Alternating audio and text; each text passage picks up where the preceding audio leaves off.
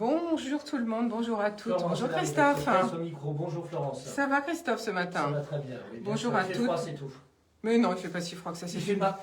C'est une vue de l'esprit. Il Oh suffit oui, bien de c'est ça. s'habiller et Quand tout vous va levez à bien. 5h du matin, je pense qu'il fait froid quand même un peu dehors.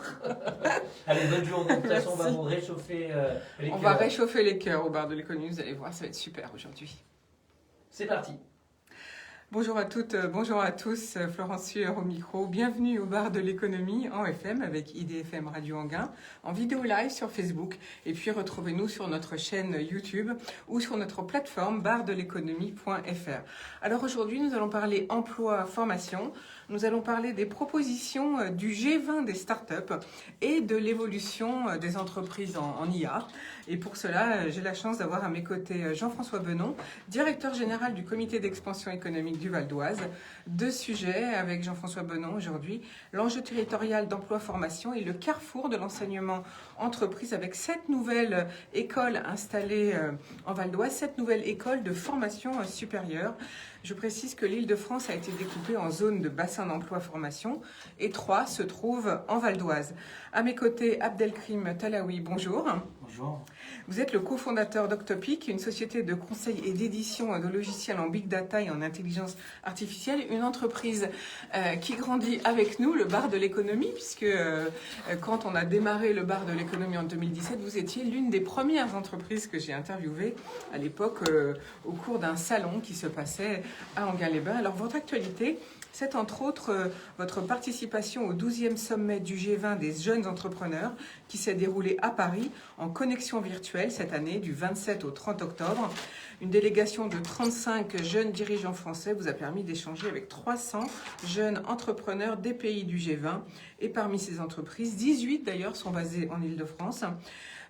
Et donc, on verra avec vous les propositions que vous faites au gouvernement. On va en parler et puis on parlera de l'évolution, bien sûr, d'Octopic et de la digitalisation ou de l'IA en entreprise tout à l'heure. Mais tout d'abord, comme d'habitude, nos infos du jour. Alors, je vous propose tout d'abord, eh bien, c'est la déclaration du président Macron qui met le nucléaire au cœur de l'enjeu climatique. À quelques jours de l'anniversaire de l'accord de Paris, le président de la République s'est rendu dans l'usine de Framatome au Creusot pour réaffirmer le rôle de l'énergie nucléaire afin de réduire les émissions de CO2. Je cite, « Le nucléaire joue un rôle important dans la décarbonation du mix énergétique français et c'est un atout pour le pays », explique-t-il. Sur la production d'énergie, le président de la République a dessiné les contours des discussions sur l'éventualité de construction de nouveaux réacteurs nucléaires. Il nous faut assurer des conditions d'une prise de décision sur le lancement éventuel d'un programme de reconstruction de nouveaux réacteurs sur l'EPR2, a-t-il annoncé. L'enjeu est bien sûr notre indépendance à l'énergie à l'heure de l'explosion des batteries électriques et des objets connectés. Notre avenir énergétique et écologique passe par le nucléaire, a-t-il dit à un parterre de dirigeants de la filière, bien sûr ravis. Je n'ai jamais été un partisan du tout nucléaire, mais l'atome doit être le pilier des années à venir, a martelé le président de la République. Il compte faire donc du nucléaire un axe majeur de la politique climatique en France. Et puis, il a rappelé que beaucoup de Français confondent la vapeur d'eau qui s'échappe des centrales avec des émissions à effet de gaz à effet de serre. Le président avait fixé en 2018 un calendrier de la filière. EDF doit rendre un rapport à mi-2021 sur le modèle du réacteur à construire et surtout sur le plan de financement adéquat. Rappelez-vous, hier, je vous ai parlé de centrales à fission et de centrales à fusion. Ça n'est pas du tout la même chose. Peut-être que là, on aura des nouvelles donnes dans le rapport d'EDF l'année prochaine. Selon Bercy, l'exécutif prévoit une contribution financière massive de fonds publics pour la construction de 6 EPR, dont le coût total serait d'au moins 45 milliards d'euros. Autre information du jour, la France est avant-dernière du classement international sur l'enseignement des maths et des sciences. Un résultat encore plus catastrophique qu'il y a 4 ans, c'est l'étude TIMSS. Comme tous les 4 ans depuis 1995, c'est une enquête internationale qui mesure les performances dans ces deux matières des élèves de CM1 et de 4e. Pour la France, le parcours de 4000 élèves de CM1 et autant en 4e a été regardé à la loupe en mai 2019. Pour le niveau de CM1 en mathématiques, le score de la France est de 485, quand la moyenne européenne est à 527. En sciences, le score français est de 488 contre une moyenne de l'Union européenne à 522. Ces chiffres placent donc désormais la France en avant-dernière position, le Chili arrivant dernier. Ce qui n'est pas surprenant quand on voit que les heures de maths sont drastiquement réduites à partir de la 6e et même avant un petit peu en primaire, comme les heures d'ailleurs de français, et que dans certaines filières comme en terminale, eh bien, il n'y aura plus du tout de mathématiques. Alors Abdelkrim Talaoui, vous qui êtes, j'imagine, un féru de maths et qui travaillez dans l'IA, vous êtes catastrophé, non ? Oui, effectivement, d'autant plus que la France a quand même une bonne réputation dans le domaine des mathématiques. Si on prend l'ingénierie, notamment dans notre domaine à nous, il y a de grandes figures, je pense à Yann Lequin qui a eu le prix Turing par exemple. L'ingénieur français est très bien coté dans le monde, donc c'est pas de très bon augure en fait. C'est assez catastrophique. Et puis on a besoin, pour faire de la recherche et du développement, on a besoin de mathématiciens finalement. Bah oui, alors si je reprends là aussi le domaine de l'intelligence artificielle, c'est une discipline récente, on va dire, en tout cas en termes d'application. Et pour nous, on le voit comme une véritable révolution digitale. Et moi, je fais toujours parallèle avec l'électricité, où on dit en 1910, il y avait le début de l'électricité. Là, en 2020, c'est le début de l'IA. Donc, il faut être prêt. Il faut beaucoup de matheux, parce que c'est une discipline où il y a besoin d'une forte expertise en mathématiques. Donc, oui, le monde sera régi de plus en plus par les mathématiques. Merci pour votre commentaire. Jean-François Benon, vous voulez réagir ? On est dans une société où, effectivement, les sciences dures, comme on dit, sont importantes. Il faut effectivement inciter les jeunes à s'intéresser à ces questions. Alors c'est paradoxal parce qu'on est quand même dans une société où la technologie est omniprésente, où le numérique est partout, et tout ce qui va autour du numérique, et en même temps on voit qu'il y a ce désintérêt un petit peu des sciences mathématiques. Alors ça pose des véritables problèmes. Peut-être que le vrai questionnement qu'il faut avoir, c'est sur les méthodes d'apprentissage. C'est vrai qu'il y a aussi des façons aujourd'hui d'apprendre la mathématique qui est peut-être un peu différente de ce que c'était il y a 40 ans ou 50 ans. C'est vrai qu'on peut comprendre combien c'est important et combien ça va continuer à devenir important. Et avec notre invité, on en parlera tout à l'heure, quand on parle aujourd'hui de l'ordinateur quantique et de tout ce qui se dessine, on parlait de l'intelligence artificielle, enfin on voit bien que les perspectives font qu'il y a de la place pour tous ceux qui maîtriseront ces questions, et en même temps il y a ce désintérêt, ou en tous les cas cette difficulté à apprendre. Alors c'est peut-être, encore une fois, moi je ne suis pas un spécialiste de la pédagogie, mais je me demande quand même s'il n'y a pas aussi des nécessités de revoir un peu les méthodes d'apprentissage et de redonner l'envie, peut-être par d'autres façons d'aborder la mathématique, qui a souvent été abordée sous l'angle purement scientifique, alors que de mon point de vue, mais je ne suis pas un grand mathématicien, moi, pas du tout, c'est peut-être aussi de la philosophie, la mathématique, c'est de l'art, c'est de la culture, enfin certains mathématiciens nous expliquent, moi j'en suis pas un, donc j'en parle facilement, mais nous expliquent que résoudre une équation avec beaucoup d'inconnus, c'est presque quelque chose c'est plus que philosophique, c'est presque culturel, c'est presque de l'art, voilà, c'est de l'art. Voilà, donc il faut que... Peut-être qu'il faut revoir, c'est vrai que dans certaines... j'ai pas mon expérience personnelle qui a de l'importance, mais selon le professeur, on a tous fait cette expérience, selon l'enseignant que l'on a eu dans sa jeunesse, il y a des matières sur lesquelles on accroche ou pas. Accroché ou pas. Je ne veux pas dire que c'est la faute uniquement des enseignants, ou au contraire, si c'est les enseignants qui ont la clé.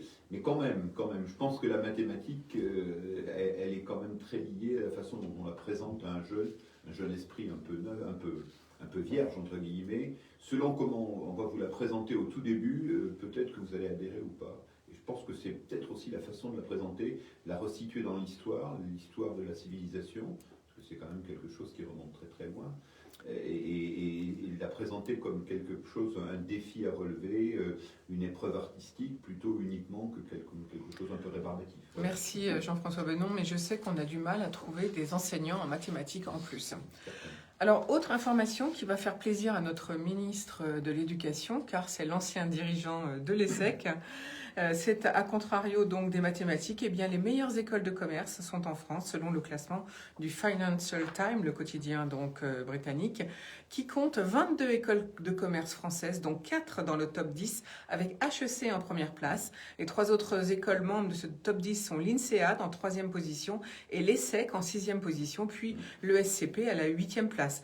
Toutes se trouvent en région parisienne. Au-delà du top 10, d'autres établissements sont également très bien classés, comme l'EDEC, c'est à Lille, ou l'EM de Lyon, qui est 20e. Les écoles françaises ont notamment brillé grâce à leur offre MBA, ça veut dire Master of Business Administration, le diplôme international d'études supérieures du plus haut niveau dans le domaine de la conduite globale des affaires. L'INSEAD de Fontainebleau a d'ailleurs été nommée meilleure école pour ce type de diplôme.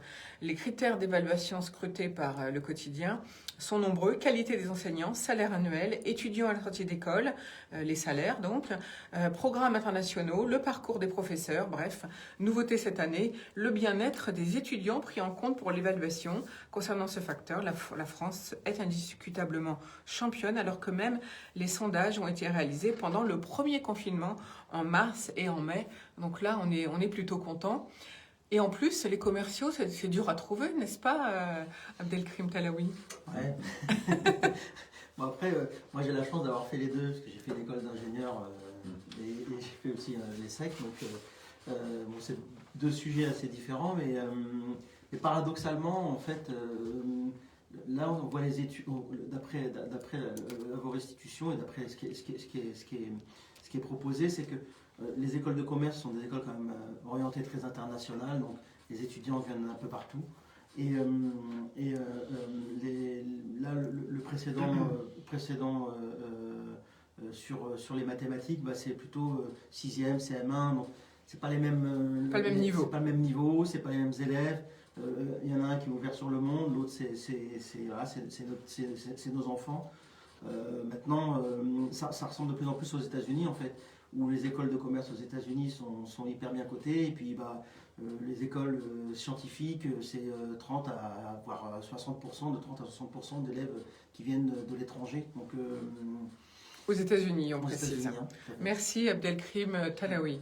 Autre information du jour, depuis le 1er septembre, les greffiers des tribunaux de commerce ont enregistré 7500 ouvertures de procédures collectives, ce qui est bien moins que les chiffres habituels. C'est donc l'État qui porte à bout de bras des dizaines de milliers d'entreprises et des milliers d'emplois, bien sûr, avec le chômage partiel, les prêts garantis et le fonds de solidarité. Donc pour l'année prochaine, eh bien, tout dépendra de la vitesse du redémarrage de l'économie et de la façon dont les aides publiques financées par la dette seront suspendues ou pas.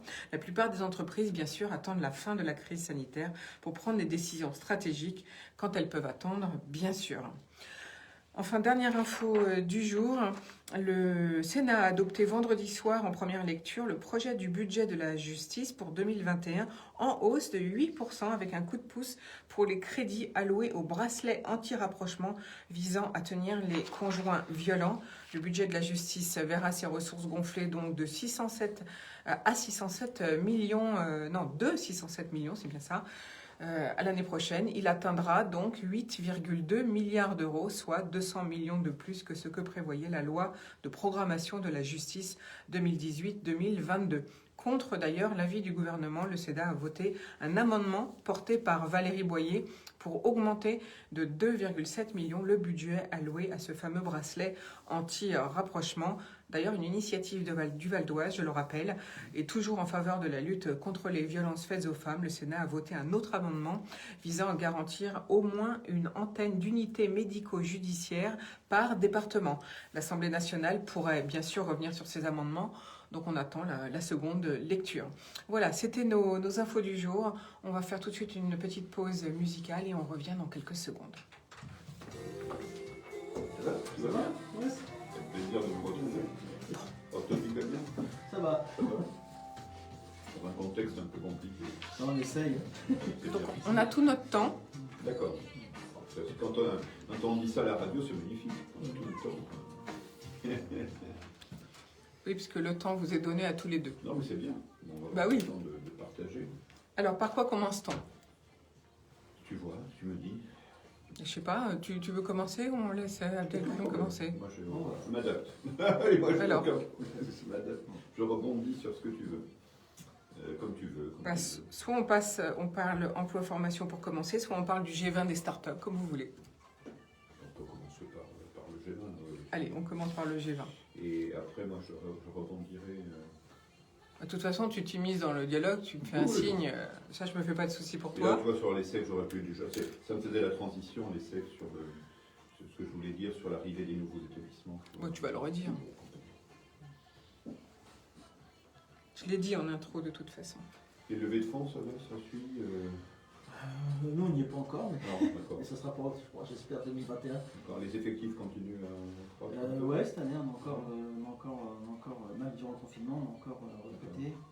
Ouais, on a recruté plutôt du commerce. Je pense que la crise, à la limite, peut ouvrir quelques opportunités. Dans les crises. Est-ce que c'est plus facile de trouver en ce moment? Non, il y a toujours. Non, mais je veux dire, c'est peut-être le moment pour des entreprises de se remettre en question sur leur, sur la c'est- valorisation de leur data, quoi, non? Oui, mais après aujourd'hui, on sent quand même le marché, le marché, même quand on discute avec différents confrères, c'est un peu frileux. Ouais, Je pensais que certaines avaient profité justement de cette période où on peut prendre un peu de recul pour réaliser, prendre conscience que la data et la valorisation de la data, c'est quand même quelque chose qui... parce que c'est un peu ça. Enfin, c'est le oui, moment mais où- elles attendent tous.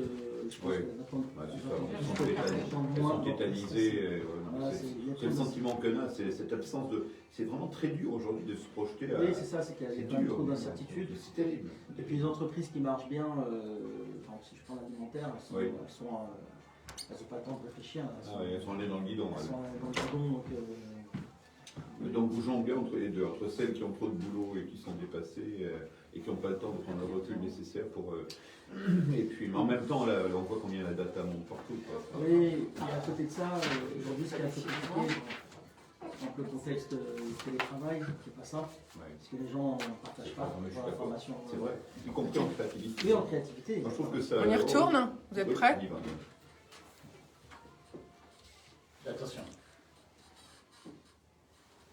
Nous voici de retour au bar de l'économie sur IDFM Radio Anguin. Donc aujourd'hui, je suis accompagnée de Jean-François Benon, directeur général du comité d'expansion économique du Val d'Oise, et d'Abdelkrim Talaoui, cofondateur d'Octopic, une société de conseil et d'édition en logiciel, en big data et en IA. Alors justement, Abdelkrim Talaoui, vous faites partie de la délégation des 35 jeunes dirigeants français pour le 12e sommet du G20 des jeunes entrepreneurs qui s'est déroulé en connexion virtuelle cette année du 27 au 30 octobre 2020. Donc vous avez pu rencontrer 300 jeunes entrepreneurs de différents pays, bien sûr, et elle était conduite par Hariba Rehman, la présidente de Citizen Entrepreneurs. C'est cette association qui a fondé ce G20 des startups. Alors vous étiez chargé d'élaborer des recommandations en faveur de la croissance, de l'emploi, de l'innovation en pleine période de pandémie.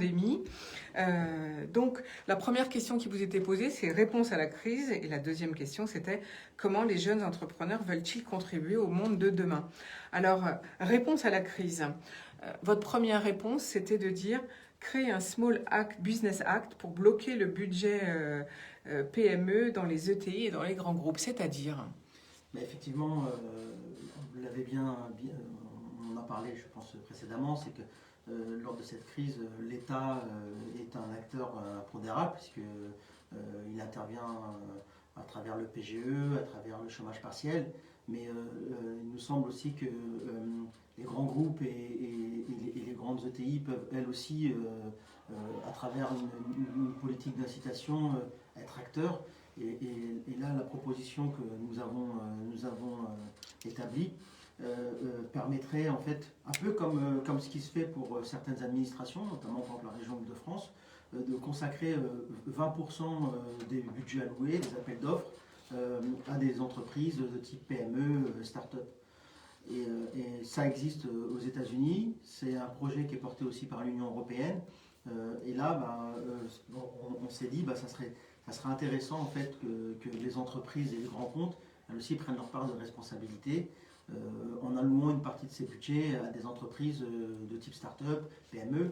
Alors les start-up et PME, On sait aujourd'hui, une bonne partie de l'innovation provient de ce type d'entreprise.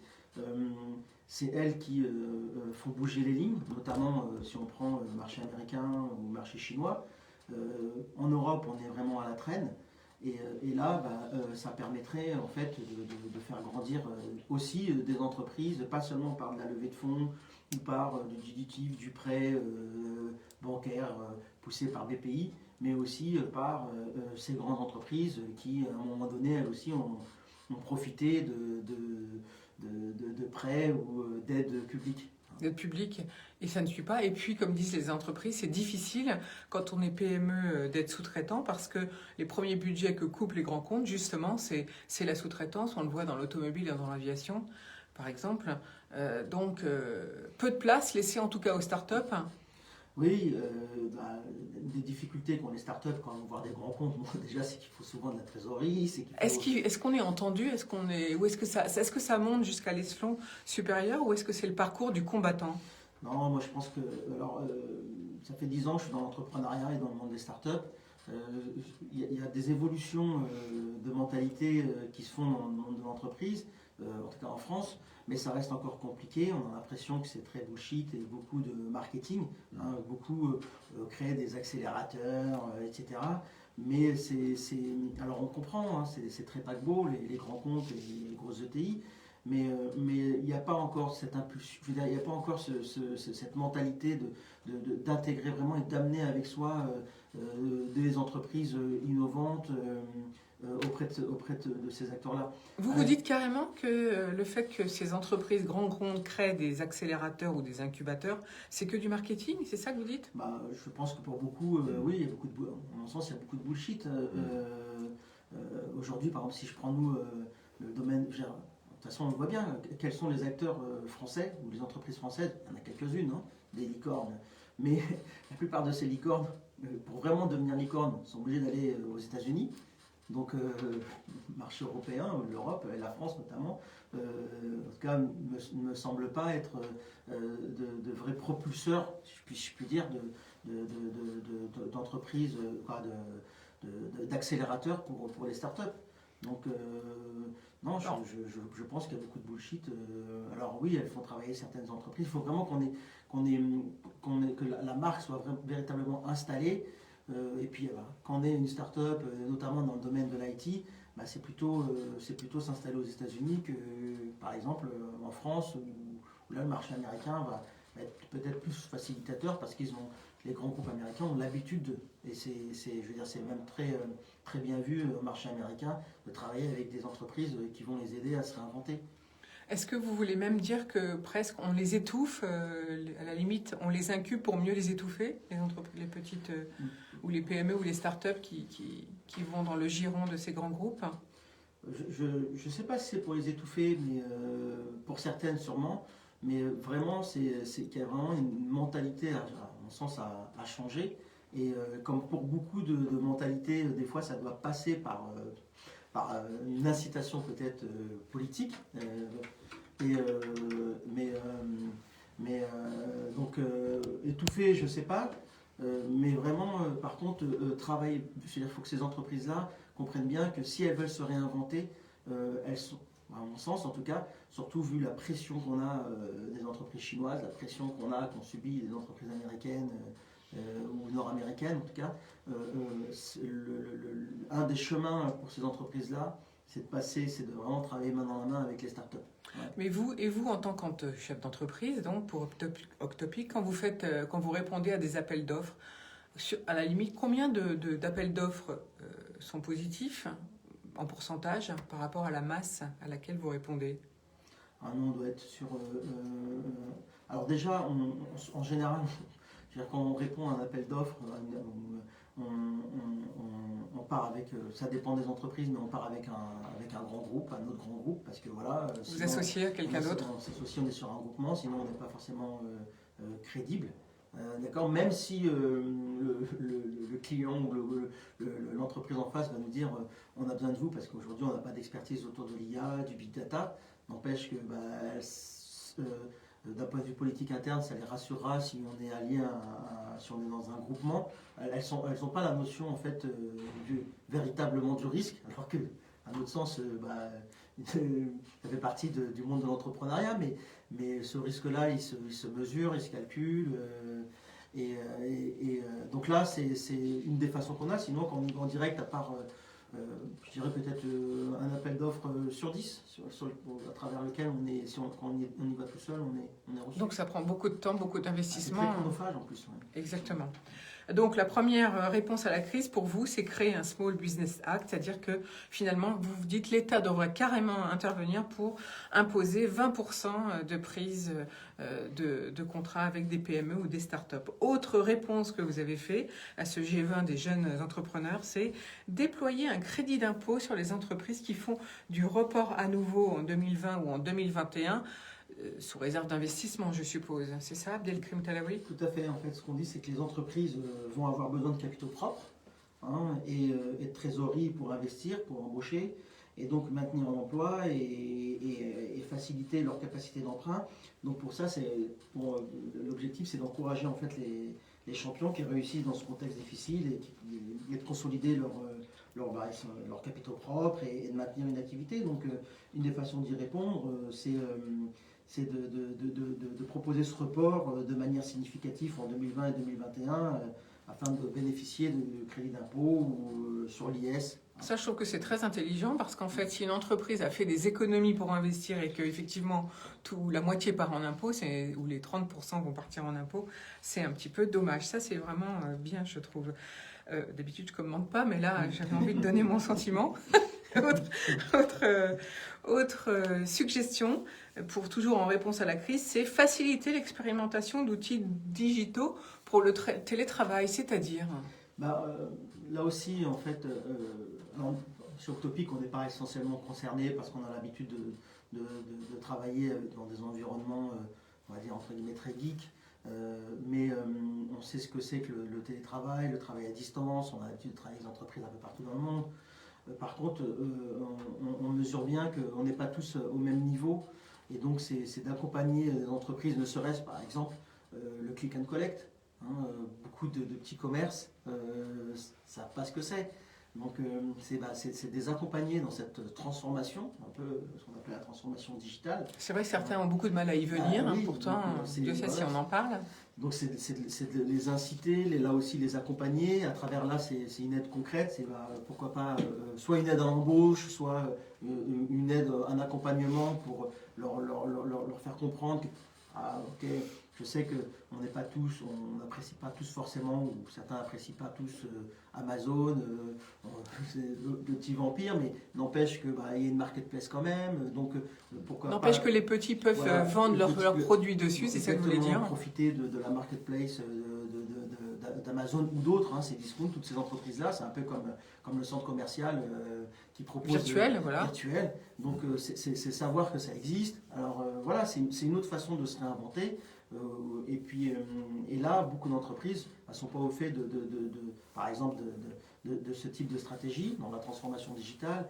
C'est comment travailler ensemble, comment essayer de garder ce lien social aussi à travers le télétravail, qui est très compliqué. Nous, on le voit dans notre domaine. Octopic, c'est une entreprise qui consacre 20% de son chiffre d'affaires en recherche et développement. Donc, qui dit recherche et développement dit innovation, créativité. Comment rester créatif lorsqu'on est tous à distance et qu'on travaille. Donc voilà.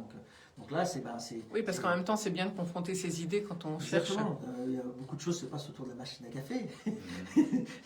C'est très cliché, mais c'est vrai. Donc, beaucoup de bienveillance autour de la machine à café, etc. Et là, c'est là aussi, c'est comment... vous êtes partisan aussi du baby-foot dans l'entreprise, ce genre de choses? Pas forcément. Bon, après, c'est générationnel, mais voilà. Mais en tout cas, il est évident qu'en fonction de beaucoup de choses se disent. Il y a beaucoup d'émulation entre salariés qui se passent pas forcément lors de réunions. Là, c'est comment garder cela social à travers le télétravail, par exemple. Donc, il y a beaucoup de questions autour de ces sujets-là, et je pense que beaucoup d'entreprises ne sont pas prêtes, celles qui sont dans l'industrie aussi, par exemple. comment les accompagner, et c'est un vrai enjeu.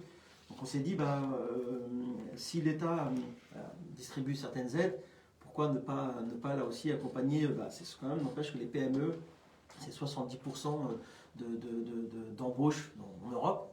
Donc le cœur de l'emploi est là. Et si on peut aider ces entreprises à se réinventer un petit peu, en tout cas, à travers ce coup de pouce, je pense qu'il y aura un vrai retour sur investissement. Merci pour cette bonne idée. Alors, autre question qui vous était posée, c'était comment les jeunes entrepreneurs veulent contribuer au monde de demain. Et vous, l'une des premières réponses, c'est de dire construire une Europe compétitive et influente qui protège ses actifs, ses compétences et son savoir-faire. Et notamment, votre idée, c'est de dire, Abdelkrim Talaoui, eh bien, pourquoi ne pas créer un numéro d'entreprise européenne, c'est-à-dire au lieu d'avoir un numéro SIRET franco-français, eh bien, un numéro européen.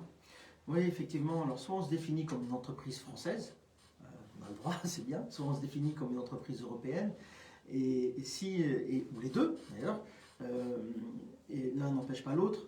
Mais est-ce que la France est face, je parle d'un point de vue compétitif, face, si je prends, on sait qu'on est dans un étau versus Chine et États-Unis ou Amérique du Nord. Donc là, est-ce qu'on est tout seul ou est-ce qu'on fait partie de l'Europe? Et si on est dans un marché européen véritablement et qu'on est une entreprise avec une identité aussi européenne et qu'on veut accéder aussi à un marché européen beaucoup plus vaste, beaucoup plus intéressant pour pouvoir être en compétition face à ces pays, on parle de l'Inde, on parle des États-Unis, mais il y en a d'autres qui poussent la porte aussi, c'est de faciliter en fait l'accès au marché. Déjà, on a une contrainte culturelle à passer, parce que le marché allemand, c'est pas le même que le marché français. On a des problématiques de langue à gérer, par exemple. Donc là, l'objectif, ce serait effectivement de faciliter en fait pour toute entreprise européenne l'accès à ce marché à travers déjà en France, on a des contraintes, on appelle ça le millefeuille administratif. Là, on rajoute des contraintes administratives européennes, c'est de pouvoir s'en passer, en tout cas le moins possible, et d'accéder à un marché beaucoup plus facile. Donc, si on veut s'installer dans le marché allemand ou espagnol, il faut créer un statut, donc des frais d'avocat, hormis le contexte culturel, etc., hormis la langue, donc on s'ajoute des lourdeurs. C'est-à-dire que vous dites, pour vous développer à l'Europe en ce moment, il faut créer une filiale dans le pays où on veut aller, parce que sinon ça ne fonctionne pas. C'est ça que vous dites. Ne serait-ce, il faut créer une filiale, il peut y avoir, on parle de dumping social, on parle il y a quand même pas mal de choses. Donc, si en France on dit le marché espagnol nous intéresse, on ne va pas pouvoir faire du business de France directement en Espagne, il va falloir investir sur un salarié en Espagne, donc créer une structure juridique, etc. Donc je sais que c'est des choses complexes, mais il faut y aller très rapidement parce que les autres pays ne nous attendent pas. Et si on va aux États-Unis, on pourra en parler tout à l'heure, aux États-Unis, globalement, même s'il y a des États différents, il y en a plus d'une cinquantaine, n'empêche que la plupart des entreprises s'installent au Delaware parce que le droit juridique est le même pour toutes les entreprises. Donc s'il y a un contentieux, c'est l'État du Delaware, ça ne nous empêche pas d'embaucher quelqu'un dans l'État de Californie, etc. Donc il y a une facilité à faire du business. En tout cas, facilité administrative qui n'existe pas en Europe et on a donc du retard. Exactement. Autre idée qui est intéressante, c'est simplifier, vous dites au G20 des startups, c'est simplifier, accélérer et rendre plus lisible le processus de décision administrative et les règlements qui s'appliquent. Qu'est-ce que vous voulez dire par là? Là aussi, c'est qu'au lieu de concentrer, là on parlait de problématiques européennes, là c'est plutôt française, c'est que là aussi il y a une centralisation qui est beaucoup trop importante, un nombre trop élevé de règlements, c'est véritablement hyper complexe et c'est un obstacle pour nous à la compétitivité. Et là, c'est de toujours maintenir et d'être vraiment face à des problématiques réglementaires fortes. On passe énormément de temps. Alors là, je ne vous raconte pas, si on parle de la crise Covid, des entreprises comme la nôtre, et peut-être certaines encore plus petites, consacraient énormément de temps à comprendre les nouvelles règles économiques, ce à quoi on a le droit, ce à quoi on n'a pas le droit.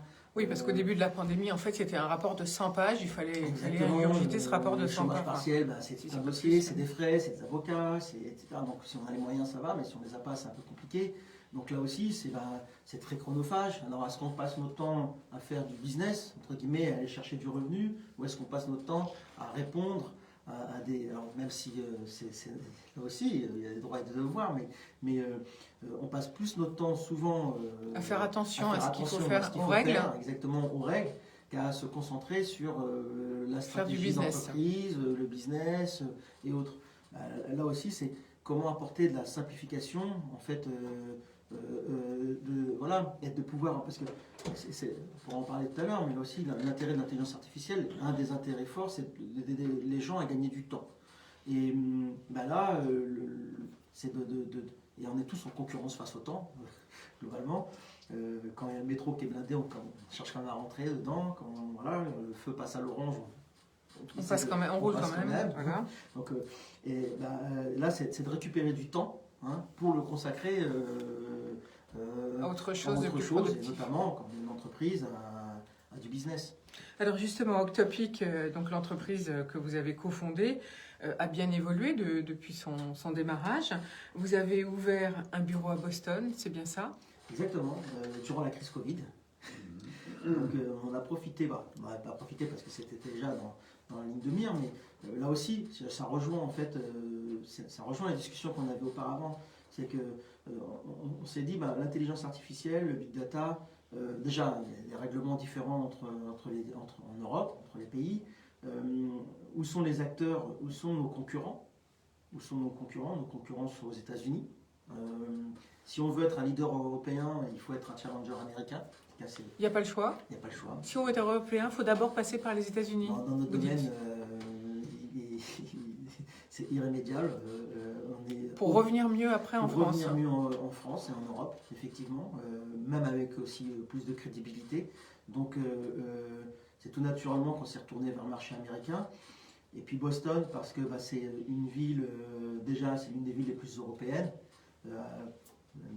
Pas trop loin de Paris, on est à 6-7 heures, de 6 heures de décalage, assez proche des universités et des écoles, en tout cas à la pointe dans le domaine de l'intelligence artificielle, je pense notamment au MIT. Et donc oui, le marché américain est un marché important pour nous, et c'est un marché là aussi plus accessible. À partir du moment où on sait y rentrer, on sait y pénétrer, bien sûr, mais en tout cas avec moins de problématiques administratives. Et donc là, on a profité de la crise Covid effectivement pour pouvoir s'installer aux États-Unis. Ça, c'est une des actions qu'on a menées durant cette crise Covid. Et puis aussi pour aller chercher d'autres levées de croissance, d'autres marchés et confronter ce qu'on sait faire ailleurs. Là, on parlait des mathématiques, du niveau scolaire. Aux États-Unis, l'ingénieur français a quand même assez bien la cote, donc il faut le savoir. Et son travail est très bien reconnu. Donc les produits français sont notamment dans le domaine de l'intelligence artificielle et du big data et de l'IT dans sa globalité. Donc pour nous, oui, c'était véritablement un marché où Octopic doit être. Et donc, du coup, vous êtes installé là, comme vous avez dit, au printemps. Oui, tout à fait. Donc, vous êtes installé pour faire plus de business ou aussi pour rechercher des chercheurs, des développeurs, des data scientists?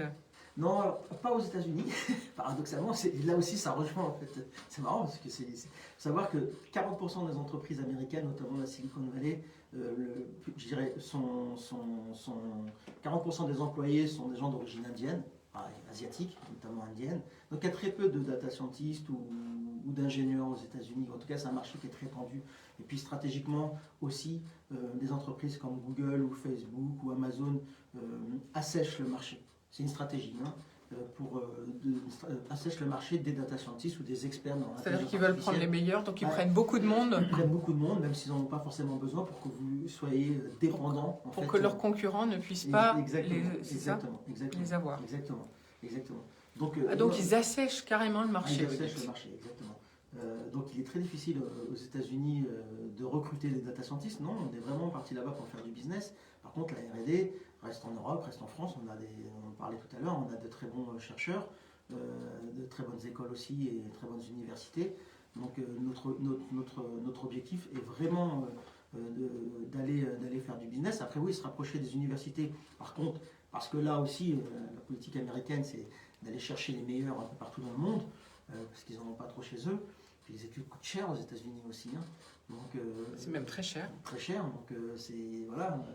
Le niveau d'exigence est pas le même qu'on pourrait avoir peut-être en France ou en Europe, mais une façon pour eux, c'est d'aller, ce que je vous disais, hein, 40% des ingénieurs dans la Silicon Valley sont d'origine asiatique, donc c'est pas rien. D'ailleurs, la plupart des entreprises aujourd'hui, les grandes entreprises américaines de l'IT sont dirigées par des gens d'origine indienne. Donc non, l'intérêt par contre, voilà, il y a une facilité à faire du business et un engouement pour tout ce qui est nouveau, une mentalité plus propice à intégrer des sujets innovants proposés par des startups, d'où l'intérêt aussi du Small Business Act. Absolument. Alors, autre particularité d'Octopic, c'est également votre développement vers l'Europe. Et là, par contre, ce sont les Suisses qui sont carrément venus vous chercher. Expliquez-nous comment ça s'est passé. Effectivement, là aussi ça rejoint aussi une partie de la discussion qu'on avait sur le G20 et les propositions qu'on a faites. C'est que, effectivement, la Suisse, ne faisant pas partie de l'Union européenne, c'est un pays exportateur, hein, la Suisse. Donc, il cherche à intégrer, c'est un pays qui cherche à intégrer des entreprises de pointe avec beaucoup de recherche. Donc l'ambassade de Suisse en France est une ambassade assez active à ce niveau-là. Et ils cherchent à identifier des entreprises, entre guillemets, des petites pépites, pour venir faire de la R&D. Donc nous, on a été sollicités par les Suisses via l'ambassade. Et effectivement, on a fait un tour en Suisse et on a décidé d'installer un laboratoire de recherche et développement en Suisse, à Martigny. On travaille avec l'un des laboratoires les plus fameux de l'intelligence artificielle, qui s'appelle l'IDIAP, hein, qui fait partie de partenariat avec l'École Polytechnique de Lausanne. Donc oui, là on installe, je pense que ça sera courant en janvier-février, on a un sujet de recherche et un doctorant en Suisse. Donc ça c'est plutôt une bonne nouvelle. Et du coup, est-ce qu'il vous finance en même temps, en partie? La Suisse c'est un peu particulier. C'est un marché de débrouille, mais très axé sur des technologies de pointe. Donc oui, il finance une partie, en tout cas il y a des dossiers à monter pour financer une partie de la recherche, hein, tout comme ça existe en France, hein, avec le CIR et autres. En Suisse aussi, effectivement, pouvoir avoir accès aussi au laboratoire. C'est pas l'État suisse, mais c'est les États, nous on voit, c'est le canton de Vaud, finance une partie des sujets de recherche. Merci Abdelkrim Talaoui, je rappelle que vous êtes cofondateur d'Octopic. Je vous propose tout de suite une seconde pause musicale. La première c'était Jessie G avec Price Tag et là maintenant on va écouter Carole G avec Elia et on revient dans quelques minutes pour tous nos sujets du jour, c'est-à-dire les propositions du G20, vous l'avez déjà entendu. On va parler ensuite emploi, formation et puis on reviendra après sur l'évolution des entreprises en IA avec Octopic. Vous voulez un verre d'eau ? Oui, je veux bien. Je crois qu'il faut venir avec moi parce que c'est le café.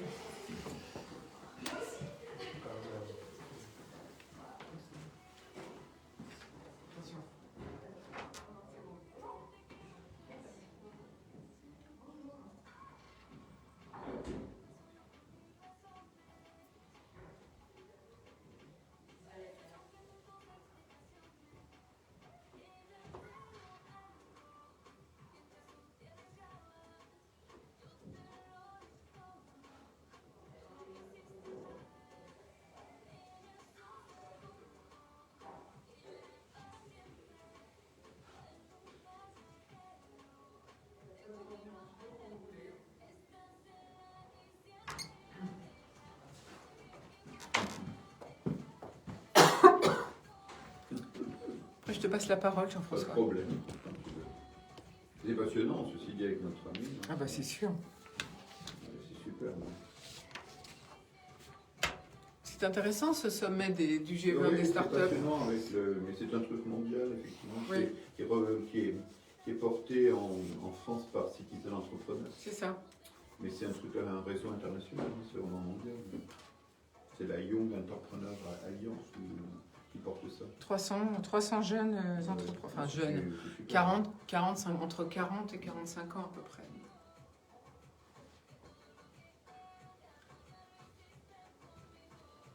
Philippe, tu me dis, on reprend. On reprend dès que tu peux.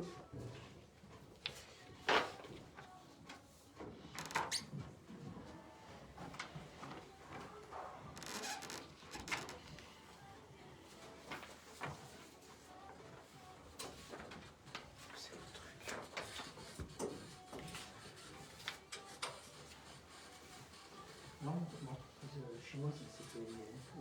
Oui.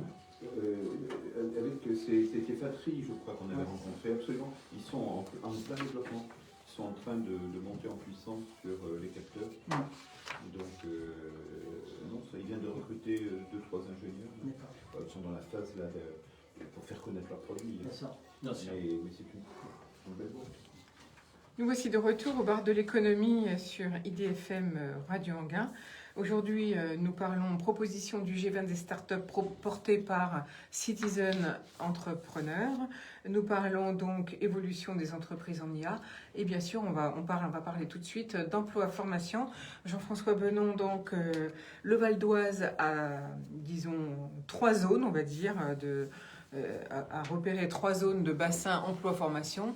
Oui. Donc quel programme? Et puis, si vous voulez bien, on va parler des 7 nouvelles écoles de formation supérieure.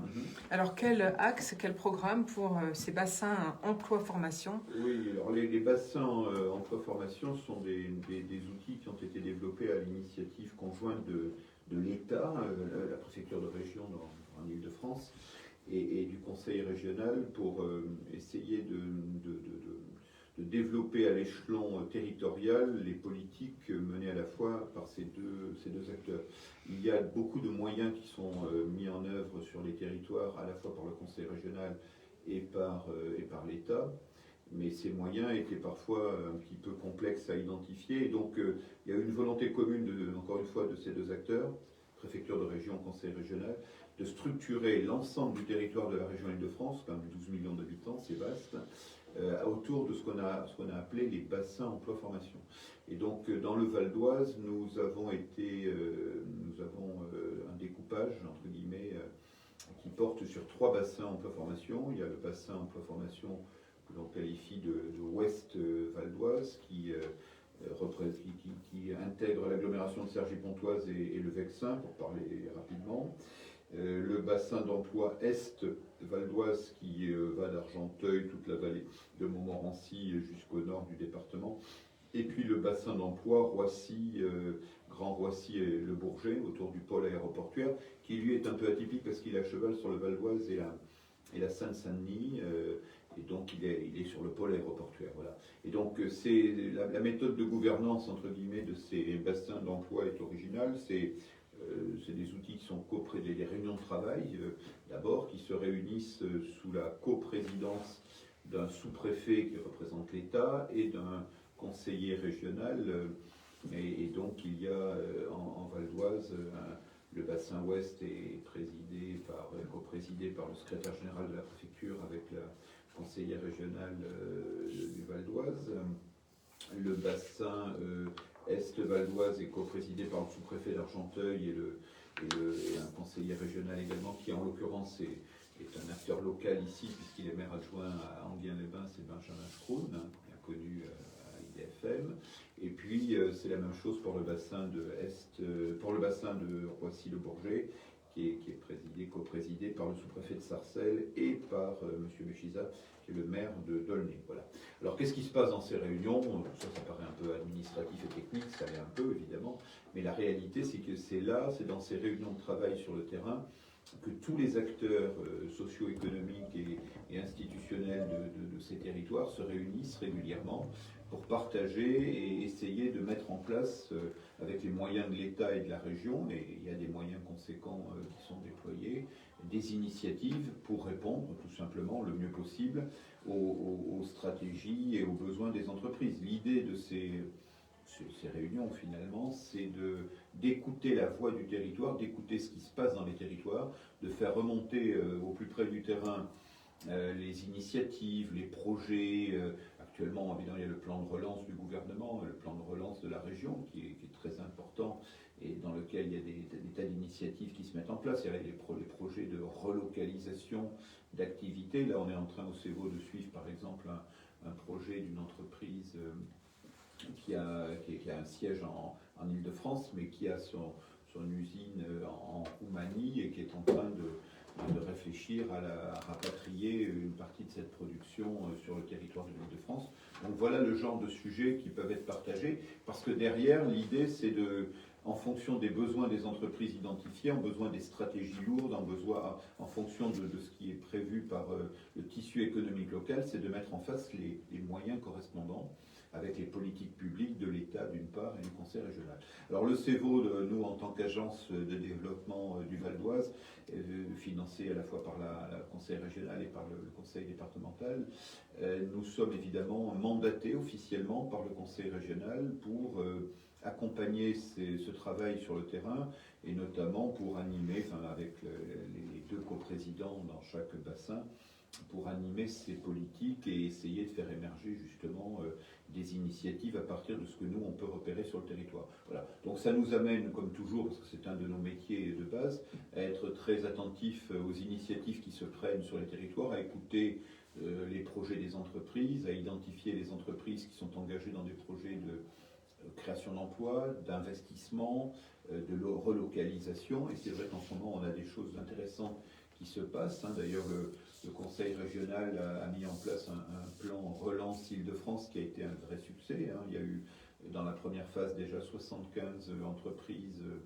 de la région Île-de-France qui ont été retenues dans le cadre de ce plan relance Île-de-France et qui font l'objet de financements importants du Conseil régional pour des projets concrets de relance industrielle, d'investissement industriel. Et sur les 75 en Île-de-France, ce qui nous a fait plaisir, c'est que on en a 9 qui sont dans le département du Val d'Oise, et proportionnellement, c'est plus lourd d'ailleurs que le poids du département en Île-de-France, donc c'est très symbolique et intéressant. Parallèlement, on a des entreprises qui ont bénéficié déjà de financements importants du plan relance national, celui-là. Il y a le plan relance Île-de-France, porté par le Conseil régional, et puis il y a le plan relance porté par le gouvernement. Et là, on a des entreprises comme Rélumix à Cergy-Pontoise ou Vigon, très belle entreprise dans les technologies médicales qui vient de bénéficier d'un soutien financier très important de l'État. Et on a actuellement sous le coude plusieurs entreprises qui ont déposé des dossiers à ce titre. Donc, tout ça pour dire que dans le contexte de cette crise sanitaire que l'on vit avec une certaine difficulté, il faut bien reconnaître qu'il y a des entreprises qui sont en grande souffrance et on en voit nous tous les jours. Dans le secteur aéronautique, on en a beaucoup parlé ici, on continue à être inquiet parce que les perspectives ne sont pas faciles. Beaucoup d'entreprises n'ont pas de vision très claire de ce qui va se passer dans le monde du transport aérien et donc de l'activité aéronautique. Ce que vous voulez dire, c'est qu'on ne sait pas si ça va repartir c'est l'année prochaine et quand. Celui qui est capable de le dire, il a une boule de cristal. On ne sait pas si on va pouvoir voyager ou pas. Vous l'invitiez à venir vous l'expliquer, mais y compris les plus grands spécialistes du transport aérien, en France, le directeur général, le patron d'Air France, le président d'Air France, Ben Smith, prenait la parole il y a quelques jours. On tâtonne, et c'est très compliqué parce que Air France avait remis en place un programme de vol très ambitieux à partir du mois de septembre, pensant qu'on sortait un peu de la crise. Et un mois et demi après, le gouvernement décidait de remettre une période de confinement. Aujourd'hui, le trafic d'Air France, c'est 10% ou 15% de ses capacités, du programme de vol habituel. Et il y a eu, par rapport à ce qui avait été mis en place comme programme de vol en montée en puissance, ils ont été obligés de redégrader. Là maintenant, ils ont décidé de remettre en vol 32 avions il y a quelques jours pour faire face au voyage de la période des fêtes. Mais encore hier, on ne sait pas si on sera déconfiné le 15 décembre.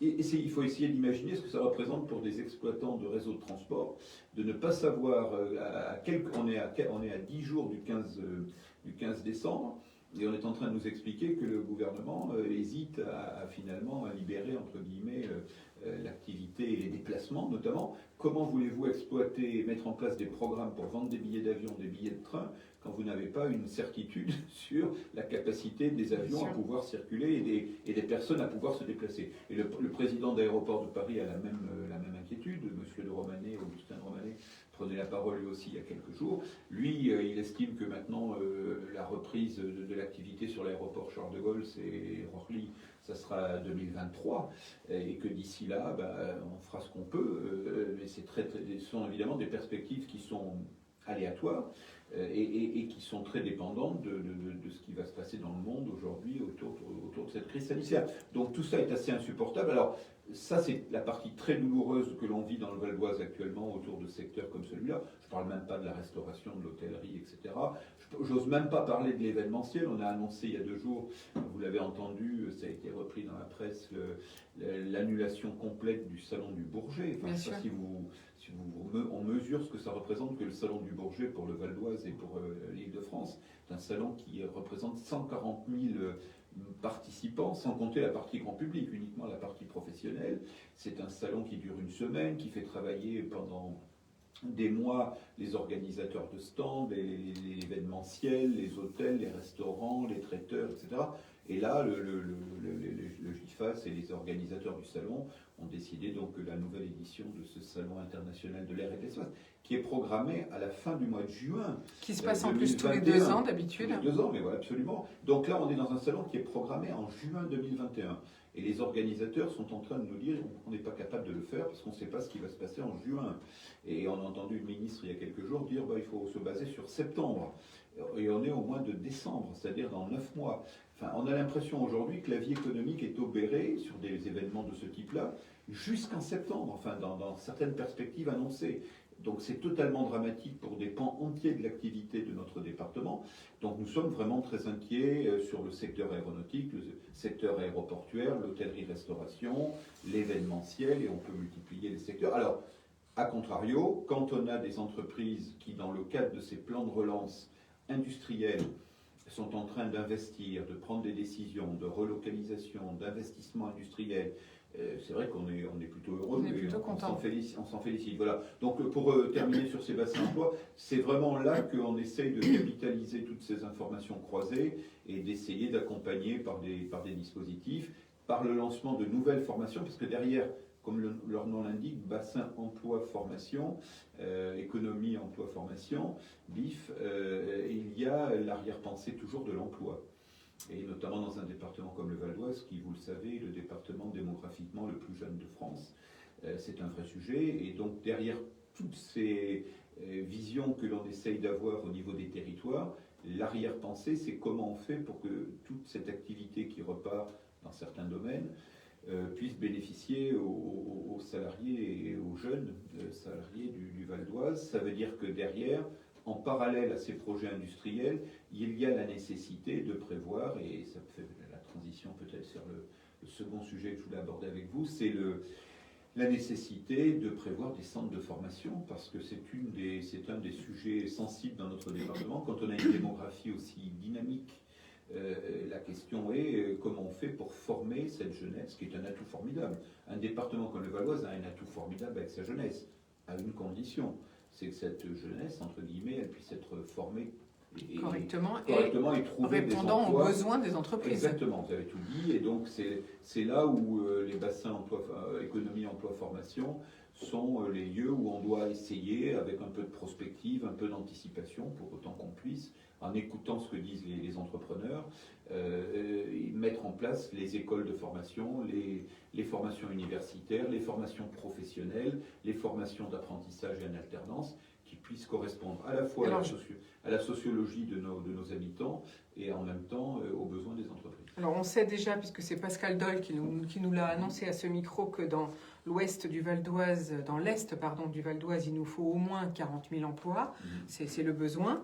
Ouais. Donc cette nouvelle école de formation supérieure en Val d'Oise, c'est une bonne nouvelle cette pour année. Le Val d'Oise. On parlait à l'instant de ces entreprises Quelles sont-elles donc qui se relancent et qui créent des investissements industriels. Donc là, c'est une très bonne nouvelle pour nous et on s'en félicite. On écoutait nos amis d'Octopic il y a quelques minutes qui sont également dans des domaines de haute technologie technologie dans des phases de croissance. Octopic, c'est un exemple incroyable. Il y a eu des années à 100% d'augmentation du chiffre d'affaires, 75%, la moyenne 75%, quel est le dernier résultat 2020, mais enfin, c'est vraiment impressionnant quand on a des startups comme ça qui ont des taux de croissance de 100% par an et qui ouvrent des bureaux, des centres de recherche à l'international. Mais là, on est dans les recrutements d'exception, d'ingénieurs de haut niveau et de data scientists, on en parlait à l'instant, et c'est pas facile d'ailleurs à trouver. Donc nous, on se réjouit depuis quelques semaines, depuis quelques mois, parce que l'on observe, et ça c'est l'intérêt du CEVO, d'avoir cette vision un peu panoramique, parce que ça nous permet de mettre un peu en perspective ce qui se passe sur les territoires. On observe dans le Val d'Oise, depuis un peu plus d'1 an, l'arrivée de nouveaux établissements d'enseignement supérieur. Et ça, c'est une très bonne nouvelle. Le Val d'Oise, vous le savez, c'est déjà aujourd'hui 35 000 étudiants. Le deuxième pôle universitaire en dehors de Paris, je crois que dans la ville de Paris, il y a 400 000 étudiants. En Île-de-France, bien avant Saclay d'ailleurs, contrairement à ce qu'on pourrait croire, le Val d'Oise est le deuxième pôle universitaire en Île-de-France après Paris, avec aujourd'hui à Cergy-Pontoise, sur le pôle, à peu près 35 000 étudiants. Et vous le savez, une stratégie pour monter à 50 voire 55 000 étudiants dans les années qui viennent, avec une véritable stratégie autour de ce qu'on appelle le campus international de Val d'Oise à Cergy-Pontoise. Ça, c'est déjà une stratégie établie autour des établissements existants. Je rappelle, vous avez cité l'ESSEC tout à l'heure, école que notre ami Octopic connaît bien, et qui est quand même une référence lisible à l'international. Mais on a également de très belles écoles d'ingénieurs aujourd'hui à Cergy-Pontoise, autour de l'ECAM PMI, autour de l'EBI, autour de l'NCA, autour de CY Tech et puis de l'université de Cergy-Pontoise. Bon, tout ça, ça existe et c'est en plein développement parce que ces écoles, déjà elles-mêmes, sont en croissance rapide. CY Tech autour de ce qu'on appelait jusqu'à présent le ISTI, qui s'appelle CY Tech aujourd'hui, c'est quasiment le doublement du nombre d'ingénieurs dans les technologies de l'information qui sont programmés à Cergy-Pontoise, et c'est quand même extrêmement ambitieux pour cette école qui a été créée il y a une trentaine d'années et qui est aujourd'hui intégrée dans la dynamique universitaire de l'université CY Cergy Paris Université. Bon, et ce qui est nouveau, et c'est ça qui est important, c'est qu'on a en parallèle à ce pôle existant en pleine croissance, on a en parallèle l'arrivée dans le Val d'Oise de nouvelles écoles liées à l'enseignement supérieur. Je vais en citer quelques-unes très vite. On a, au cours des mois passés, et elles se sont installées, elles ont pour la plupart ouvert en septembre leur formation. En septembre 2020, donc. Il y a quelques semaines. Donc on a l'arrivée de l'ENSITEC, qui est une école d'ingénieurs en alternance sur les technologies de l'information, qui vient rejoindre le campus de Cergy-Pontoise. On a l'ENSUP, qui est une business school, c'est pas exactement le même niveau encore académique que l'ESSEC, mais c'est une école qui forme des business développeurs et qui est dans le management, une très belle école, l'ENSUP, qui s'est implantée donc à Cergy-Pontoise. Donc l'ENSITEC dans la technologie de l'information, l'ENSUP dans le management. On a également... Là, c'est le produit d'une fusion de deux écoles, mais une nouvelle enseigne qui arrive, qui est l'Essier IT, qui est le rapprochement entre l'ITESIA et l'Essier. Donc, on a une nouvelle branche qui s'appelle l'Essier IT, qui ouvre ses portes dans un campus ultramoderne à Pontoise avec le financement de la Là, c'était une école de la Chambre de commerce, en fait. Paris, absolument, et du Val d'Oise. Ensuite, nous avons eu l'arrivée dans un domaine très particulier qui est la formation aéronautique de l'ESA, l'École supérieure d'aéronautique, qui est à la fois installée sur le pôle de Roissy-Charles de Gaulle et à Sarcelles, qui forme des pilotes de ligne, et tout le cursus complet des pilotes de ligne. Alors, ils arrivent un peu dans une période un peu difficile, mais ils ne sont pas très inquiets, parce qu'en même temps, le besoin de pilote de ligne, il est là, et c'est vrai qu'aujourd'hui, il y a un trou d'air, c'est le moins qu'on puisse dire, mais ils ne sont pas inquiets et donc ils ont décidé d'installer leur école supérieure dans le Val d'Oise, et on en est ravis. On a également l'arrivée à Enghien-les-Bains, et c'est le début d'une belle aventure d'Artefix, qui est une superbe école d'ingénieur, une école de technologie de très haut niveau dans tout le digital, les technologies digitales, notamment autour du cinéma, des effets spéciaux, des jeux vidéo, qui est basée à Montpellier et qui a un campus à Lille et qui vient d'ouvrir dans le Val d'Oise à Enghien-les-Bains son nouveau campus, avec une volonté de grossir dans les années qui viennent, dans des nouveaux locaux dans quelques temps, etc. Et effectivement, Artefix est une marque qui est dans le top 10 des plus belles écoles digitales du monde et qui est reconnue à ce titre, et on est très, très heureux de les accueillir dans le Val d'Oise. On a également l'arrivée d'une école un peu originale, qui est une école d'enseignement supérieur, qui s'appelle l'école supérieure des talents atypiques. Alors, qu'est-ce que c'est que les talents atypiques? Essentiellement, ce sont des jeunes qui sont brillants, mais assez mal à l'aise dans le système de formation traditionnelle. C'est souvent des enfants autistes Asperger et cet établissement vient leur proposer autour de l'informatique des formations supérieures dans un environnement où ils sont en capacité de développer tous leurs talents précisément. Et cette école a décidé de s'installer également à Cergy-Pontoise. Donc voilà quelques-unes, je crois qu'il m'en manque une. Il en manque une, effectivement, oui, ça vous reviendra dans quelques minutes. minutes. Je la retrouve, mais voilà, il y a les CIE, il y a l'ESA, l'ENSUP, l'ENSITEC, il y a également l'ESTA, oui, les talents atypiques, on en a parlé, ça en fait, voilà.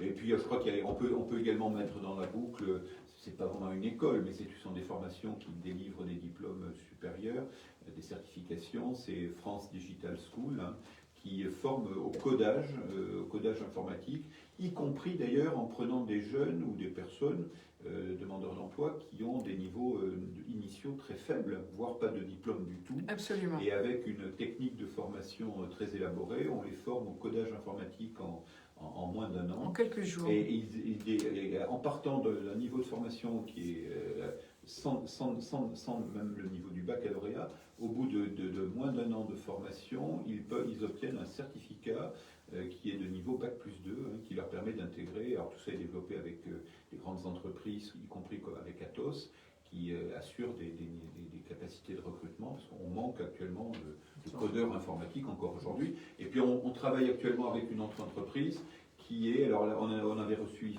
ici il y a quelques mois des représentants de cette filière, c'est ce qu'on appelle le no-code. Aujourd'hui, à côté du codage informatique, se développe le phénomène du no-code.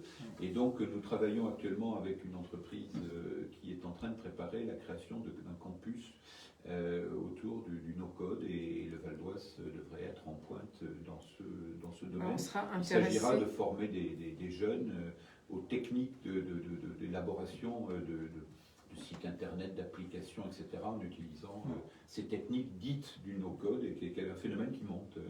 Et puis dernière chose, oui, j'oubliais, nous avons eu l'installation officielle, elle est ouverte, elle fonctionne, et les premières formations sont en cours, et nous sommes très fiers parce que le CEVO avait été il y a déjà une dizaine d'années très en amont sur cette filière. C'est la création du campus des métiers et des qualifications, c'est un nouveau campus des métiers et qualifications sécurité. Et donc ce campus des métiers et qualifications sécurité vient d'ouvrir il y a quelques semaines ses portes à Argenteuil, et il est appelé à devenir une très belle organisation de formation de tous les métiers de la sécurité, depuis les niveaux les plus inférieurs jusqu'au niveau supérieur, ingénieur et au-delà, et doctorants. Et grâce à l'association de ce campus, qui est le produit d'une volonté politique à la fois du rectorat, donc de l'État, et avec l'université de Cergy-Pontoise, CY, Paris-Cergy Université, et avec le conseil régional d'Île-de-France, qui a décidé que le campus des métiers et qualifications pour toute l'Île-de-France serait basé dans le Val d'Oise, à Argenteuil, en lien avec toute la dynamique que nous avions entrepris autour de Security Systems Valley et de toute cette filière sécurité que nous avons portée depuis une dizaine d'années. Donc aujourd'hui, on est ravis parce que ce travail qui avait été initié par le CEVO et par beaucoup de partenaires il y a 10 ans, et qui s'est traduit par la création d'un cluster, Security System Valley, qui va d'ailleurs être intégré à l'intérieur du campus, et la fusion est en cours. C'est-à-dire que le campus, ce qu'on avait créé, qui s'appelait Security System Valley, va être, dans les semaines qui viennent, intégré juridiquement dans le campus des métiers et qualifications sécurité, pour donner encore plus d'ampleur à cette dynamique dans la relation avec les entreprises et les organisations.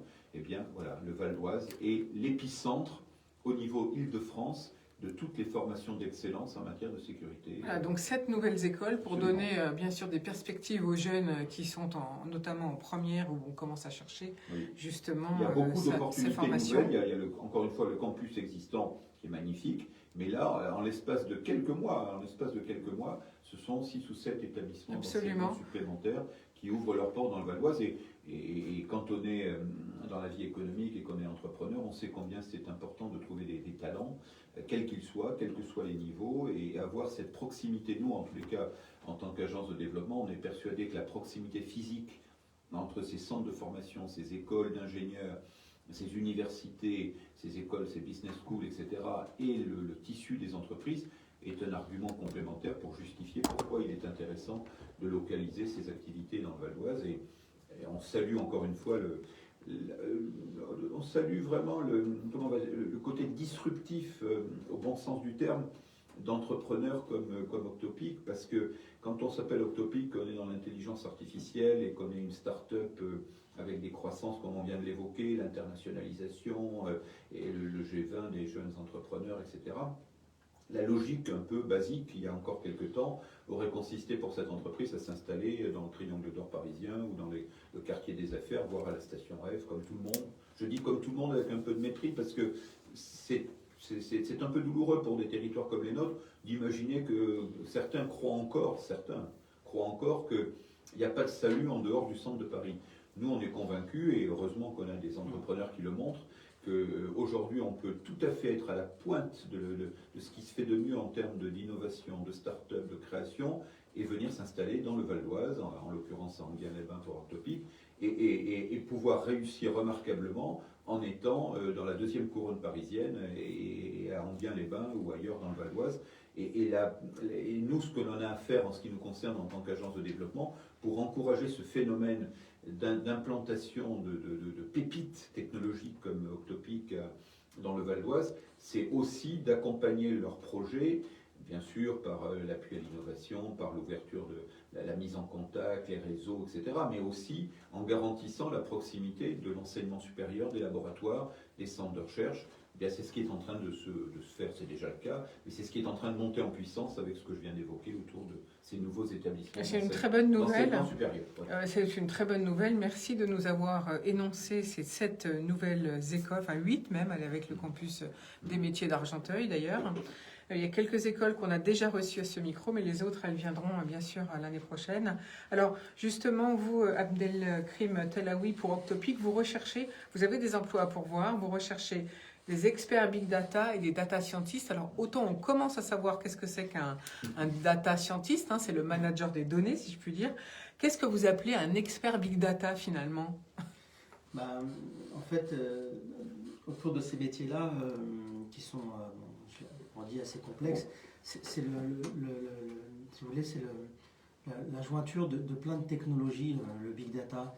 Et le cycle de vie d'une donnée va de la collecte, comment on collecte la donnée, qui aujourd'hui, pour nous en tout cas, est un véritable facteur stratégique, puisque les entreprises leaders du monde en fait se sont construits autour de l'accès à la donnée et de la collecte de données.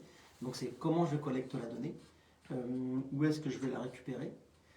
Ensuite, c'est à partir du moment où j'ai collecté cette donnée, et la donnée, c'est autant de structures que vous pouvez l'imaginer. C'est du son, c'est de l'image, c'est de la vidéo, c'est de la donnée structurée, donc c'est une base de données classique de type une facture, etc. D'accord, donc voilà.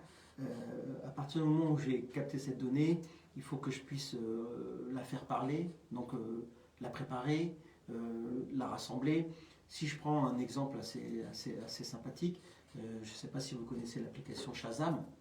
Bien sûr que oui. Voilà, qui permet Quand je ne connais pas un titre musical, eh bien, je fais écouter Shazam et ça me dit le titre et le nom de l'artiste. Exactement. À partir de ce cas d'usage, je vais vous expliquer. C'est que j'écoute un son dans une radio qui est IDFM et je veux savoir qui est le chanteur, le type de musique, la pochette, etc.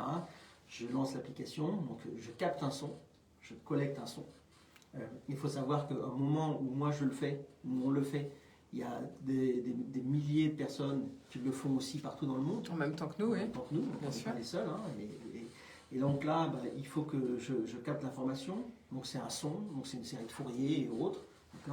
Et il faut que je la rapproche de toutes les bases, de tous les sons que j'ai, que Shazam a en tout cas dans son catalogue.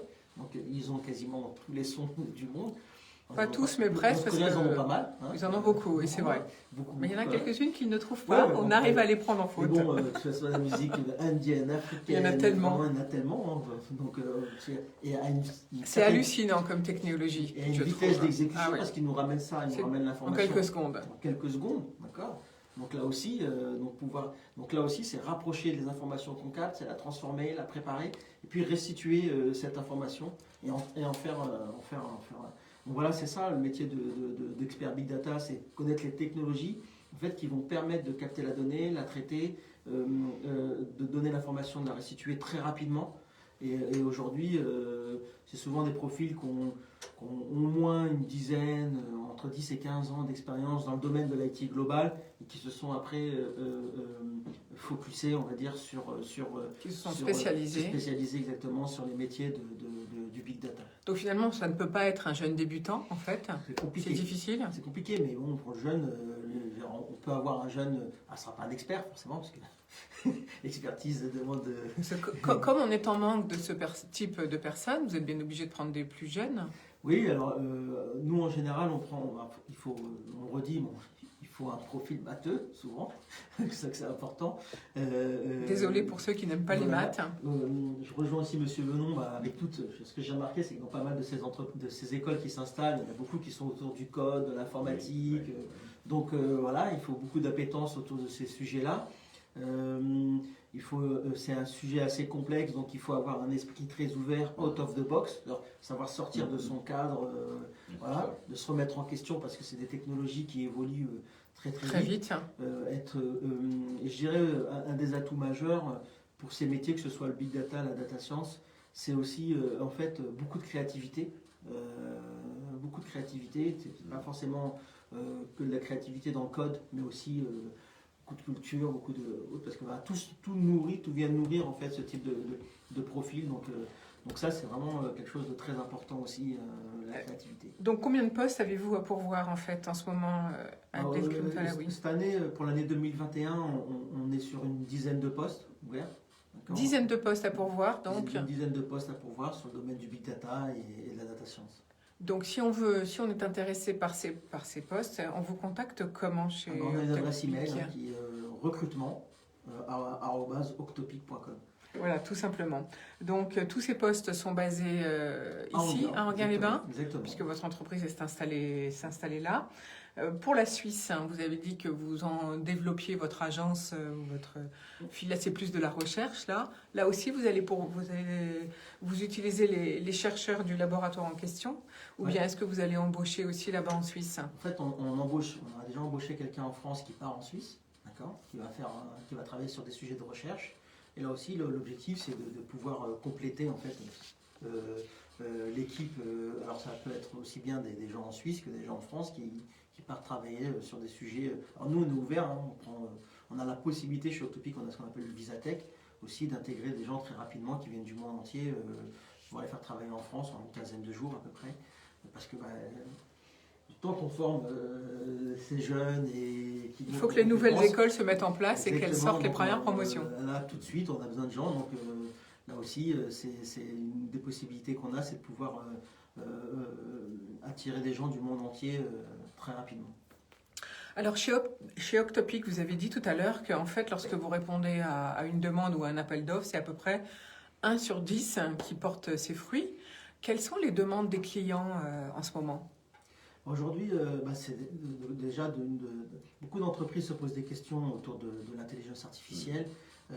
Qu'est-ce que ça peut leur apporter? Ils savent, en fait, ils ont l'intuition, je dirais, que c'est un sujet vers lequel ils doivent aller, parce qu'ils voient que beaucoup d'entreprises internationales les bousculent dans leur domaine d'activité. Donc, un des enjeux, c'est de leur faire comprendre déjà comment l'intelligence artificielle, comment la donnée va pouvoir les aider à améliorer leur productivité, à gagner de la performance en termes de croissance, à se réinventer aussi. hein. Et puis, c'est un nouvel outil, si vous voulez. Donc, c'est comme, je vous faisais le parallèle tout à l'heure avec l'électricité, c'est que quand est arrivé l'électricité, ben, on a utilisé d'abord pour des ampoules, et puis ensuite... Peut-être que ça faisait même peur au départ, voilà, d'ailleurs. ça faisait peur, et les bougies, je change de bougies pour aller vers l'ampoule. Donc là aussi, il y a effectivement un accompagnement, en fait, auprès de ces entreprises à comprendre comment l'intelligence artificielle et la donnée va les aider à se transformer, et on disait tout à l'heure, à créer de la valeur. Ce qu'il faut savoir, c'est que chaque entreprise, à la différence du pétrole, je vais prendre un parallèle, c'est que le pétrole aujourd'hui, c'est une énergie très importante dans notre monde actuel, et la donnée l'est aussi, sauf qu'aujourd'hui, cette donnée, à la différence du pétrole, elle n'est pas seulement située que dans certains endroits du monde, elle est dans beaucoup d'endroits et beaucoup d'entreprises. Donc, dans beaucoup d'organisations aussi. Il n'y a pas que les entreprises, les oui, collectivités les publiques. l'organisation D'accord. dans sa globalité. Donc là, c'est comment, à partir de cette donnée, je crée de la valeur. Donc, l'un des enjeux, c'est la collecter. Aujourd'hui, des entreprises ont mis la main sur la collecte des données, hein, Google, Facebook, Amazon. Donc, comment on reprend la main sur nos données, et puis, qu'est-ce que j'en fais? Comment j'en crée de la valeur. Donc l'IA ou le big data ne sont que des moyens, mais les entreprises, leur travail, c'est d'identifier à travers ces moyens comment je peux me réinventer, comment je peux créer moi aussi de la valeur pour faire face à me repositionner face à des entreprises de type GAFA. Et dans les entreprises avec qui vous arrivez à signer vos contrats, quelle taille d'entreprise sont-elles? Quelle est leur typologie? Alors nous, chez Octopic, on a un enjeu. Alors aujourd'hui, c'est essentiellement des grands comptes et des entreprises du CAC 40, des grosses ETI. Un des enjeux, et je rejoins là aussi M. Benon, c'est de donner l'accès, en fait, la possibilité aussi aux ETI classiques, aux PME, d'accéder à ces données et d'en créer de la valeur. Donc un des enjeux qu'on a, c'est à travers des stratégies de no-code, de mise à disposition d'outils de type no-code. Ça veut dire que on n'a pas besoin d'avoir de data scientist chez soi, on n'a pas besoin d'avoir demain parce qu'il n'y en aura pas assez d'experts. Oui, donc il faut trouver d'autres solutions. C'est de trouver d'autres solutions. Et un des enjeux d'Octopic, c'est demain de donner l'accès, de pouvoir donner l'accès à tout type d'entreprise, à ces données, et de reprendre la main en fait, sur ces données, et les données extérieures aussi, parce que là aussi il y en a beaucoup, pour pouvoir créer de la valeur. Donc aujourd'hui, c'est essentiellement des grands comptes, effectivement, parce que voilà, il faut des people, et ça coûte cher. Mais en allant vers une stratégie no-code, ça permettra en fait de donner l'accès à un maximum d'entreprises plus petites pour le futur. Pour le futur. Bon, on espère que le futur se rapproche. Il nous reste plus que 3 minutes d'antenne. Jean-François Benon, pour conclure, les entreprises ont un peu de mal à s'installer en Île-de-France. Malgré tout, les terrains sont difficiles à rechercher. Oui. Est-ce que c'est pas le chat qui se mord la queue à force de dire pas d'artificialisation des sols, mais en même temps on veut de la réindustrialisation? Moi, je vois qu'il y a des entreprises qui sont venues qui m'ont dit mais on m'a proposé un terrain inondable. Comment voulez-vous qu'ils s'installent? C'est un sujet compliqué. C'est un sujet pour nous qui est très sensible. Hein, dans une agence de développement comme la nôtre, c'est un vrai sujet parce que nous avons effectivement et nous prospectons pour faire venir de nouveaux entrepreneurs, notamment industriels. Ce sont des entreprises qui en général ont besoin de construire des nouveaux établissements parce qu'on est passé là aussi. C'est pas toujours simple de reprendre un bâtiment existant. On est dans l'industrie 4.0 qui intègre toute la digitalisation. Construire une usine aujourd'hui, elle est souvent plus compacte qu'autrefois. Elle est beaucoup plus. Mais en même temps, elle a des contraintes de construction différentes. Donc on a besoin de terrain, on a besoin de foncier. Et c'est vrai que dans un département comme le nôtre, qui est pourtant un département où il y a encore de la place, les politiques que l'on peut comprendre et qui sont tout à fait respectables, de dire qu'il faut éviter de consommer de la terre agricole, c'est un vrai sujet, parce que le Val-d'Oise est aussi un département agricole, nous mettent dans une sorte, à un moment donné, d'impasse. Il y a des politiques très, très puissantes aujourd'hui au niveau national et international sur ce qu'on appelle la non-artificialisation des sols. Et le Conseil régional, d'ailleurs, pousse beaucoup dans ce sens-là, comme l'État et les groupements. Et de l'autre côté, on a des politiques de relocalisation d'industrie. Et donc, on est un petit peu contraint. Alors, quelles sont les solutions? Elles sont d'abord de gérer l'espace qu'il nous reste de façon de façon fine et de ne pas gaspiller l'espace. C'est pour ça qu'on privilégie dans le Val d'Oise aujourd'hui tout ce qui est productif par rapport à tout ce qui est uniquement commercial et logistique. À l'époque des retail centers où on gaspille de l'espace agricole, c'est pas notre politique en tous les cas. Par contre, on essaie de tout faire pour attirer des entreprises industrielles. Encore une fois, souvent la complexité fait qu'on a besoin de moins d'espace qu'on en avait besoin il y a quelques années par rapport au nombre d'emplois créés. Et puis la deuxième piste, et on l'amène de front, c'est d'essayer d'aller vers ce qu'on appelle de la reconquête de friches industrielles. Il y a aussi la nécessité, on disait autrefois, il faut reconstruire la ville sur la ville. Nous, on a coutume de dire au CEVO, il faut reconstruire l'économie sur l'économie. Aujourd'hui, on a des bâtiments industriels qui ont vécu, qui sont... il faut Vétus, il faut les raser, on reconstruit. Il y a simplement des problèmes à poser. C'est qu'autrefois, les problèmes d'environnement n'étaient pas ce qu'ils sont aujourd'hui. Il y a parfois des sols pollués. C'est pas si simple que ça. Sur le papier, ça paraît facile. C'est beaucoup plus compliqué que ça, voilà, en raison de la pollution. Mais enfin, c'est la voie qu'il faut suivre. Il faut reconstruire l'économie sur l'économie. Donc une grosse zone en particulier, c'est la zone d'Argenteuil. Enfin moi, c'est à celle-là que je pense. Le maire d'Argenteuil avec qui nous étions il y a quelques jours, Georges Motron, est complètement engagé dans cette politique de reconquête des friches industrielles. On lui posera la question à un autre moment. Merci beaucoup pour votre participation à tous les deux. Merci de votre présence. Vous retrouverez dès cet après-midi notre émission sur YouTube et sur notre plateforme. Bonne journée à tous. Ciao, ciao. C'était le bar de l'économie, bien sûr.